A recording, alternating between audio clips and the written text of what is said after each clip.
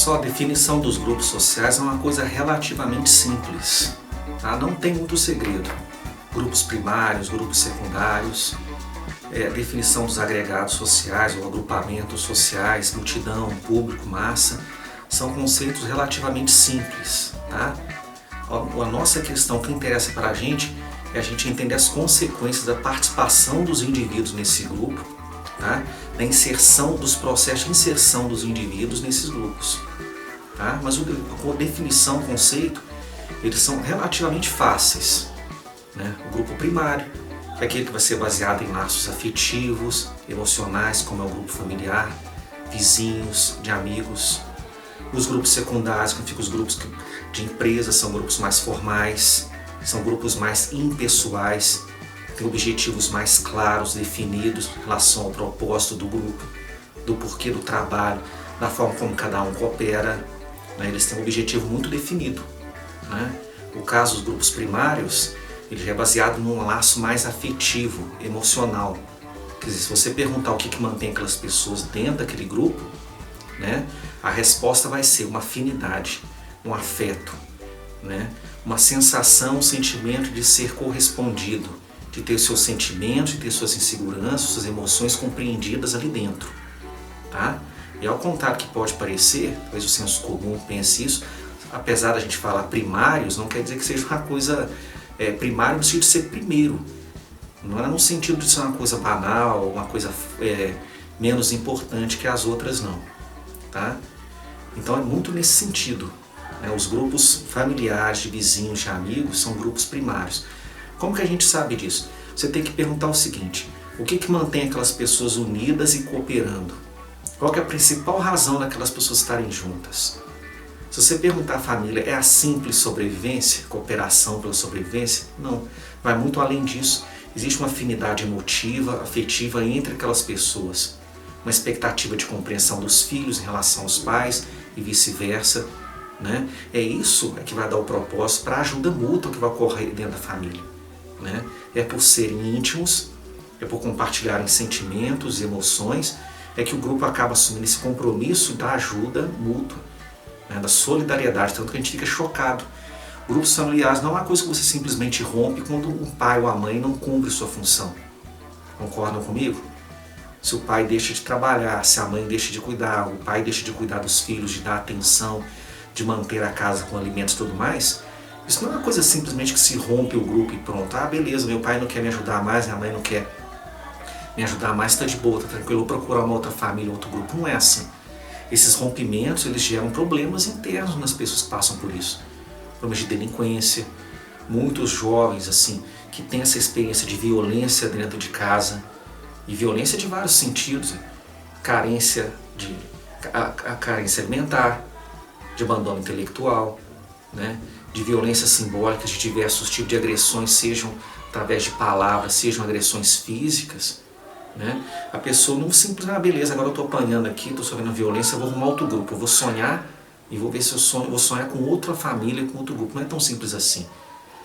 Quando ela deixa de cumprir isso, alguma coisa ocorre também em relação ao emotivo, ao afeto, porque o que une, o que mantém aquele grupo unido é o afeto, são os sentimentos, é a expectativa de compreensão mútua. E a partir dessa expectativa de compreensão mútua, de amor e de afeto, as outras coisas vão ganhando sentido. O que quer dizer isso? Se eu amo, eu educo. Se eu amo meu filho, eu quero o melhor para ele. Se eu amo meu filho, eu sou capaz até de xingá-lo, de deixá-lo de castigo, de puni-lo, para que ele não se fira, para que ele não tenha problemas com as outras pessoas, para que ele seja bem sucedido na vida. Então é o amor que dá sentido a essas normas, expectativas que são atribuídas à família. Então a gente sabe, então é um grupo primário. Tá? É um grupo que tem características, a pessoalidade, a informalidade, a intimidade entre aquelas pessoas. Da mesma forma, como a gente diferenciaria um grupo de 3, 4 pessoas, como é que você poderia dizer se aquele grupo ali simplesmente é um grupo secundário ou um grupo primário? Ele vai ser primário se o principal motivo deles estarem juntos ali é que eles estão compartilhando uma experiência, seja uma frustração, um incômodo dentro de uma empresa, ou uma situação de medo e risco, e eles começam a desenvolver uma afinidade a partir disso. E um compromisso de um com o outro de compreender, de ajudar, de socorrer, de ouvir o outro, de agir como se compreendesse o que o outro sente diante daquela situação. Quando se cria grupos, passa a se criar também expectativas. Eu espero que o meu amigo me procure, que converse comigo, né, que me ajude quando eu precisar e que compreenda algum dilema, alguma frustração relacionada assim, ao motivo que a gente se uniu ou outros motivos também. Depende do grau de amizade.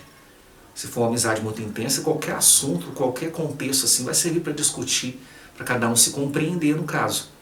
Quando é uma amizade mais relacionada a trabalho, a estudo, esse tipo de coisa, vai ser relacionada mais àquele assunto. Você tem uma expectativa de ser compreendido. Essa compreensão tem a ver com o quê? Com o que você sente, com a sua maneira de avaliar as coisas. Você tem uma expectativa de que vai ser compreendido ali mais do que em outros grupos. Então é um grupo primário. O principal laço que une aquelas duas ou mais pessoas ali, no caso, é o quê? O afeto, a emotividade, a possibilidade de ser compreendido ali na sua experiência emotiva, na forma como você está vivendo a experiência numa escola, num trabalho ou numa situação de perigo diversas. Para ser um grupo tem que criar uma expectativa. Eu tenho que entender que o outro, eu espero que o outro me compreenda e age como se tal fosse. Né? Se o outro entende os meus medos e minha insegurança num trabalho, por exemplo, então eu espero que ele haja como tal, ele não vai botar mais pilha para eu ficar inseguro. Né? Da mesma forma, as amizades que se unem, se formam quando uma pessoa entra numa faculdade, por exemplo. Eu espero que o outro entenda as minhas dificuldades, minha insegurança quando eu estou começando um novo curso. Então ele vai agir como se compreendesse isso, ele vai evitar de colocar em situações, ele vai evitar de me testar ou de me colocar em situações que eu me sentir inseguro lá dentro. Então quando o grupo é baseado nisso, né, nessa emotividade, nessa expectativa de ser compreendido, na sua subjetividade, você tem um grupo primário. O grupo secundário é diferente. Ele vai ser baseado, o grupo secundário, ele vai ser baseado no quê? Na cooperação também, mas eles vão ter um objetivo mais claro, mais definido. Uma empresa, por exemplo, é um grupo secundário. Assim, o principal fundamento daquela quantidade de pessoas trabalhando na empresa ou é produzir lucro, produzir determinadas mercadorias e serviços. Eles estão juntos por causa disso. Tanto que é óbvio, quando uma empresa para de ser produtiva, de ser lucrativa, alguma coisa tem que ser feita ali, o grupo tem que se ajustar para voltar a produzir. Se a empresa para de produzir lucro, o grupo se desfaz. Se algum membro que se encontra ali dentro, pode ser o mais amado de todos, assim todo mundo gosta, o mais simpático, mas se ele deixa de produzir e atrapalha a produção da empresa, por conta de um serviço mal feito, um desleixo, alguma coisa assim, ele vai ser demitido. Por mais que ele seja amado, que as pessoas gostem muito dele e tudo mais, ele vai ser colocado para fora ou obrigado a se ajustar ao que a empresa precisa. A maneira dela, seus valores, sua forma de trabalho, sua filosofia de trabalho precisa para continuar sobrevivendo enquanto tal. Então ela tem um objetivo muito claro e definido. Isso quer dizer que dentro de uma empresa não vai ter amizades ali dentro, colegas, panelinhas? Claro que vai. Inclusive até para enfrentar as diversas situações dentro de uma empresa. Né? Às vezes até para evitar, por exemplo, existem exemplos de panelinhas até estudadas assim, que tinham o seguinte funcionamento. Os operários combinavam de não produzir nem muito abaixo para não ter cobranças da empresa e nem muito acima para a empresa não ficar de cima o tempo todo para manter aquele nível de produtividade mais alto, que vai deixar eles cansados, que vão deixar eles mais exaustos. Então eles combinam uma certa produtividade. Isso aí é um grupo que é um grupo primário. É uma coisa assim de solidariedade ali dentro. Existe uma expectativa de que o outro age, tendo em vista assim que, olha, eu não quero me matar de tanto trabalhar. Eu não quero ter que produzir tanto a ponto de eu cansar, de eu começar a ficar exausto. Então as pessoas combinam ali o quê? Ter o mesmo nível de produtividade. Nem muito abaixo para não chamar atenção e nem muito alto para a empresa não exigir que se mantenha sempre naquele nível. Há expectativas. O que significa isso? Se o outro fizer diferente daquilo que o outro espera, ele vai ser punido, ele vai ser cobrado? Vai. Então há expectativas. Há aquela coisa, mas nossa senhora, ele não quis cumprir o que a gente combinou. Ah, mas o cara faz diferente. Enquanto todo mundo aqui está mantendo o nível aqui do negócio, o cara está trabalhando demais. Ou o cara está sabotando a produção, vai queimar a gente aqui dentro. Existem expectativas porque supõe que o cara entenda o quê? Qual que é o lance todo ali, o que todo mundo está passando. Seja em relação à frustração, seja em relação à cobrança, né? Seja aquela necessidade de não ter que trabalhar tanto a ponto de ficar exausto, ganhando a mesma coisa. É uma subjetividade que é captada ali. Então logo ali tem um grupo primário funcionando dentro de um grupo secundário. Uma igreja também é considerada um grupo secundário. As pessoas se encontram reunidas ali, têm um objetivo claro, né, que é alimentar a fé delas, de buscar o sagrado, de cooperar, aquela quantidade toda de pessoas cooperando para manter essa fé acesa, para renovar, para ampliar, né, entre várias outras coisas relacionadas à fé.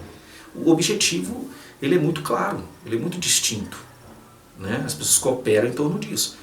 Pode ser que dentro daquele grupo surja grupos primários, assim, pessoas que vão ter mais uma afinidade, uma amizade, vão servir para se amparar. Pode, grupos de amizades, grupos de colegas, inclusive, se esse coleguismo foi entendido nessa subjetividade, na expectativa do outro compreender o meu sentimento, a minha emotividade em relação àquele processo, eu tenho um grupo primário ali dentro.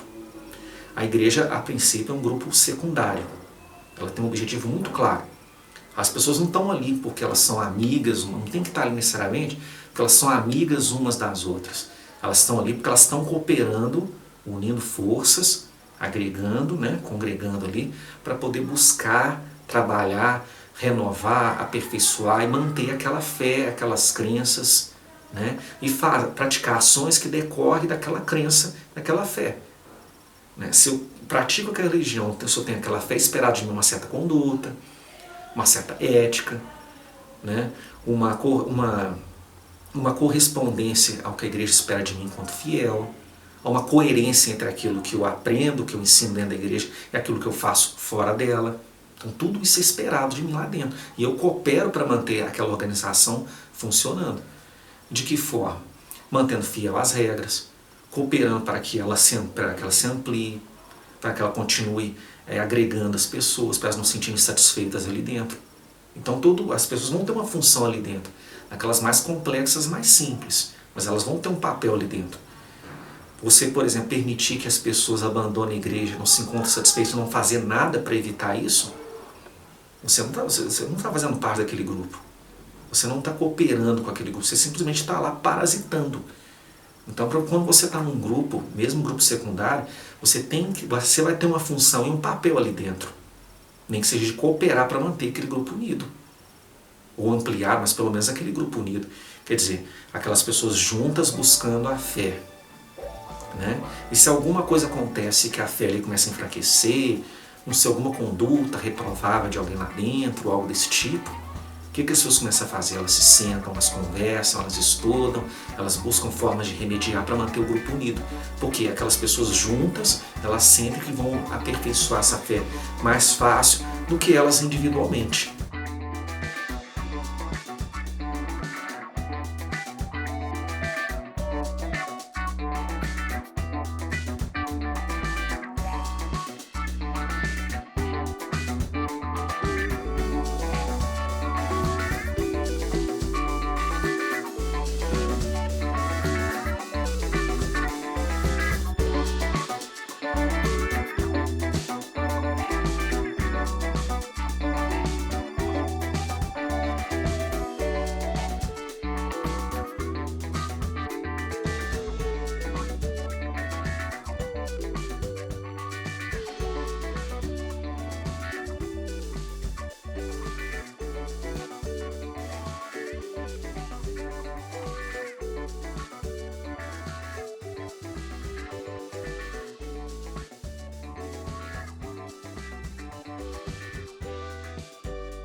Que é a essência dos grupos. Ficou claro isso? Um grupo, o partido político, inclusive, ele é um grupo secundário. As pessoas não estão ali porque elas têm uma amizade, necessariamente, porque compartilham de uma subjetividade, sentimentos, uma expectativa de compreensão nesse sentido. Estão ali porque elas têm uma causa comum, elas acreditam em coisas comuns em relação ao Estado, em relação à sociedade. E essas pessoas que têm essa mesma crença, essas mesmas convicções juntas, elas podem lutar muito melhor para realizar essas convicções, para defender e aperfeiçoar, do que elas individualmente, no princípio. Né? A princípio, em maior parte dos casos, as pessoas unidas, seja em partido, em outras organizações, elas vão conseguir levar muito mais fácil à frente, desenvolver suas convicções, colocar em prática, do que elas individualmente e sozinhas. Então, esse seria mais um exemplo, entre outros, de que seria um grupo secundário. Quer dizer que não possa aparecer um grupo primário, amizades, claro que vai aparecer. Vai ter gente lá que vai sentir mais à vontade, Aqueles que são mais tímidos vão encontrar com aqueles que são mais tímidos assim, e vão compartilhar e elaborar ali sua insegurança, suas dúvidas. Eles vão falar coisas entre si que não vão falar com outras pessoas. Por quê? Existe uma expectativa de compreensão em relação àquele colega, em relação ao amigo. Que às vezes ele não vai ter, por exemplo, com um dirigente de um partido, ou mesmo com um líder religioso. Ele vai ter expectativas em relação àquele amigo dele. E às vezes pode acontecer de caso assim que a pessoa vai ter mais expectativa de compreensão com o amigo do que com a família. Vai depender muito do caso e da situação. Então a gente fala, a vida em sociedade, a gente vive em diversos grupos sociais, a gente precisa de várias formas, uma variada quantidade de grupos e tipos de grupos que a gente faz parte para a gente viver em sociedade, seja primários ou secundários. Mesmo uma sociedade como a nossa, baseada no trabalho, em que o dinheiro, o lucro, o trabalho falam muito alto, a gente ainda é muito dependente de grupos primários. Amigos, a própria família, colegas, quando você entra numa empresa, você ter pessoas ali mais chegadas, mais próximas de você, que você tem expectativa de que vai ser mais compreendido emotivamente por ela do que pelo chefe, pelo supervisor ou outros colegas. É um grupo primário dentro do secundário. Então, a nossa sociedade, embora ela seja bastante formal, técnica, voltada para o trabalho e lucro, ela não conseguiu ainda esvaziar a importância desses grupos. Mesmo que sejam grupos virtuais. Você pode fazer parte de grupos com pessoas que você nunca vai encontrar na sua vida. Pessoas que você tem em redes sociais, pessoas que você vê no Twitter, você, poxa, mas essa pessoa pensa que nem eu. Quando que isso vai se tornar um grupo? Só de encontrar uma pessoa que pensa que nem eu, que tem afinidade o suficiente para formar um grupo, não. A questão é, há um compromisso ali que está sendo alimentado, está sendo estabelecido. O que quer dizer isso? Eu tenho expectativa de ser compreendido por aquela pessoa e a pessoa vai agir conforme ela compreende essas expectativas.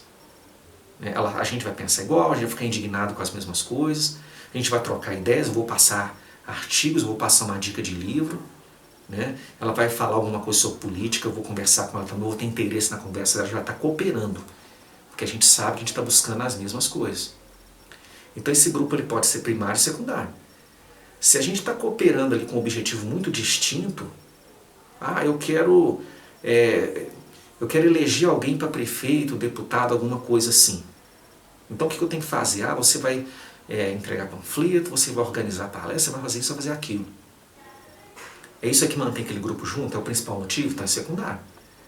Agora, se aquela reunião ali, a essência dela ali, é essa expectativa mútua de compreensão em relação à emotividade, afetividade, é um grupo primário. E às vezes eles podem ter os dois, inclusive. Um grupo de amigos se junta para organizar um protesto, ou se juntam para fazer uma pregação numa praça, alguma coisa assim. Tá? Então uma coisa não necessariamente tem que andar separada da outra não. Tá? Mas a gente observa que às vezes vai ter mais um caráter do que o outro. Tá? Dentro de uma empresa, basicamente, vai ser uma relação de grupo secundário, típica de grupos secundários. O que vai valer no final das contas ali é as pessoas estarem cooperando com esse objetivo comum. No caso, o que? Lucro. A empresa continuar produtiva. Né? No caso da amizade, é a expectativa de compreensão, da sua subjetividade, né? Do que você está pensando, das suas crenças. Ok? Um grupo intermediário, um exemplo de grupo intermediário que vai ter essas duas características bem claras é a escola. É esperado o professor não só ele dar aula, mas ele também tem uma certa compreensão e afinidade também com os alunos. É esperado dele disso. E o professor também espera dos alunos isso. Então, dos grupos é o que tem mais claro assim, essas duas relações. Existe um objetivo claro. Aprender matemática, ensinar português, ensinar sociologia. Mas será que é só isso que o aluno quer? Que ele busca? Né? Será que é só isso que o professor quer dar ao aluno? Claro que não. Quando ele começa a falar com o aluno sobre a vida, sobre vivências dele, experiência de vida, maneira de pensar, uma malícia na hora de resolver um probleminha, alguma coisa assim, ele está pensando no quê? Ele não está fazendo só pela matemática. Ele está fazendo porque ele está pensando assim, no aluno depois que ele formar. Ele está pensando na formação dele, na formação humana dele. Às vezes um professor de matemática, ele está na sala de aula, ele vê uma situação de racismo ali. Né? O aluno vai lá e ofende racialmente o outro lá. Se ele tiver esse compromisso com os alunos, ele vai agir. Quer dizer, porque ele quer ensinar não só matemática, ele quer ensinar a relacionar com o que ele acha importante. Ele podia, às vezes, até... Ele sabe como é que é o Brasil. Ele podia simplesmente fingir que nem ouviu e continuar dando a aula dele. Ele vai parar e vai chamar a atenção daquilo. Porque ele pensa na formação do aluno além da obrigação, além daquilo que a escola impõe para ele. Então, há relações de afinidade e há relações muito objetivas, né? Essa de afinidades subjetivas significa o quê? O professor pensa no como o aluno vai ser como cidadão. O que é bom? Ele pensa assim, poxa, esse aluno com essa cabeça, com esse pensamento preconceituoso, né? Intolerante com quem pensa diferente dele, com quem tem uma ideologia diferente dele, como é que vai sair fora? Como é que ele aí fora ele vai ter que lidar com tantas opiniões diferentes? Como é que ele vai fazer aí fora? Assim, vai brigar com todo mundo e vai discutir, vai ser o chato? Olha quantas oportunidades ele não vai perder porque não está com a cabeça aberta para outras possibilidades. Então o professor pensa isso, né? E às vezes ele é até injustamente acusado por causa disso. Acusado de doutrinar por causa disso. Não é. Ele está querendo preparar ele a algo mais que matemática, português e física. É preparar ele para a vida. Porque o professor se coloca no lugar do aluno. Ele pensa, poxa, quando eu era mais novo eu não tive quem me falasse isso. Eu não tive quem conversasse comigo isso. Eu tive que aprender quebrando a cara.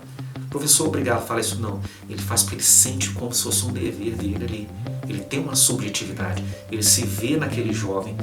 Ele se vê como um ser humano também naquele jovem. Ele lembra quando ele era adolescente.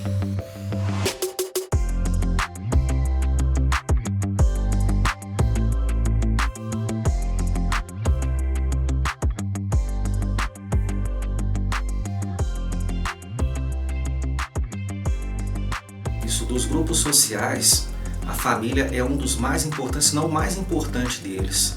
Por quê? A gente tem que pensar no tipo de sociedade que nós, seres humanos, vivemos e o tipo de sociedade que os demais animais vivem. O que isso tem a ver com a família? Vocês vão entender o motivo, olha só. A sociedade dos animais, os papéis sociais que são desempenhados por eles são fixos, né? Eles são dados dentro do limite dos instintos deles, das possibilidades naturais deles. As sociedades formadas por seres humanos, não. O indivíduo precisa aprender a exercer papéis sociais para fazer parte de algum grupo que ele precisa. Seja de um grupo de trabalho, uma empresa, um grupo secundário, ou até mesmo dentro da família dele.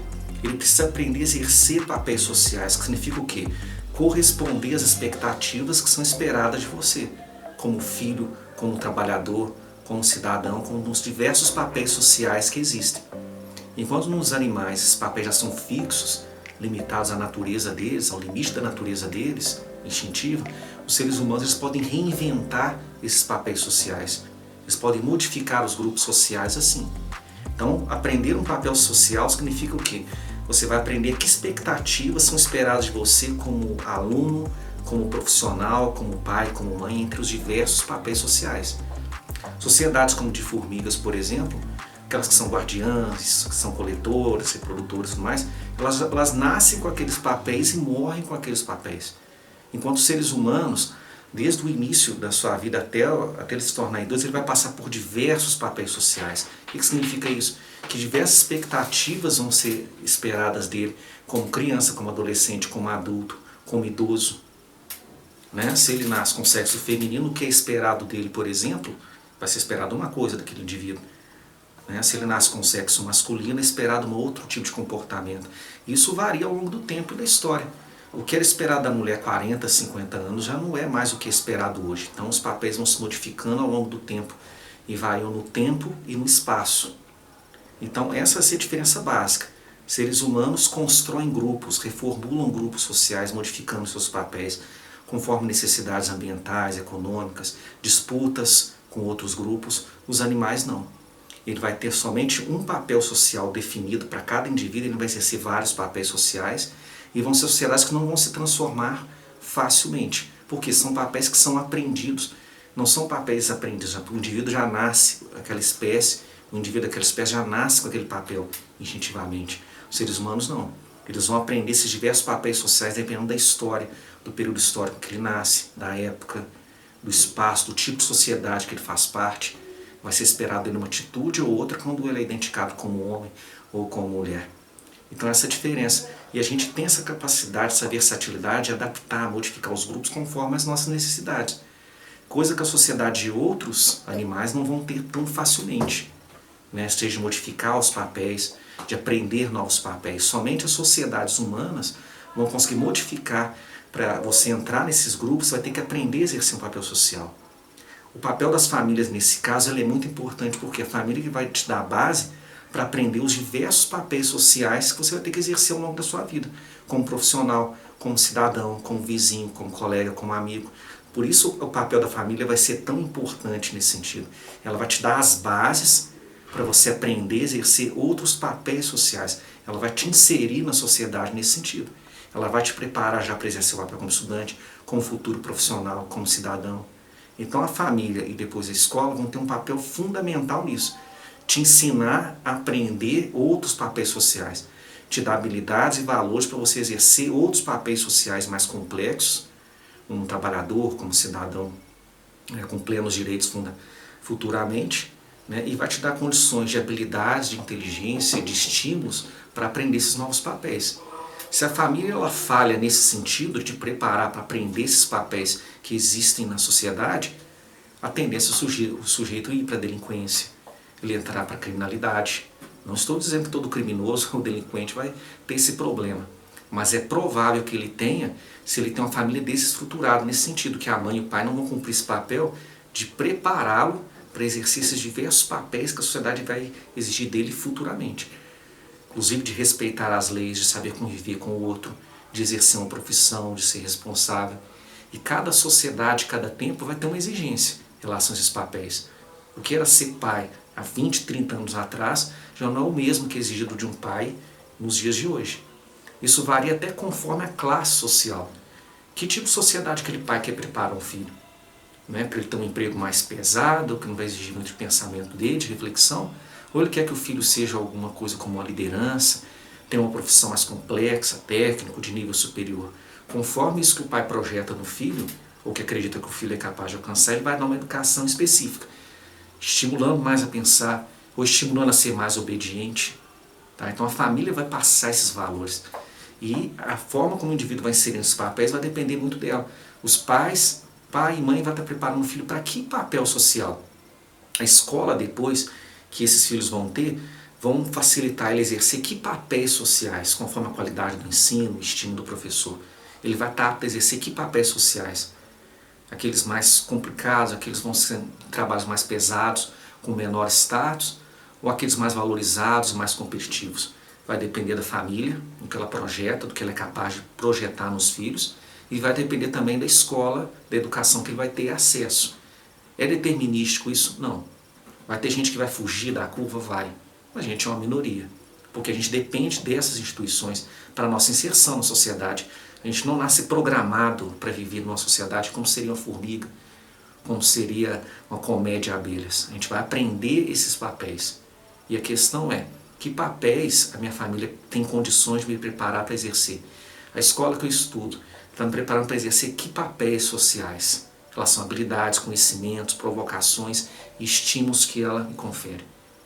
Então as sociedades humanas vão se diferenciar basicamente assim daquelas dos demais animais. Eles têm papéis sociais definidos? Têm. Só que eles não precisam aprender a exercer esses papéis sociais como a gente. E nós também temos condições de modificar esses papéis sociais conforme a necessidade. Conforme questões políticas, religiosas, econômicas, aquilo que é esperado de um pai, de um trabalhador, de um profissional vai se modificando ao longo do tempo.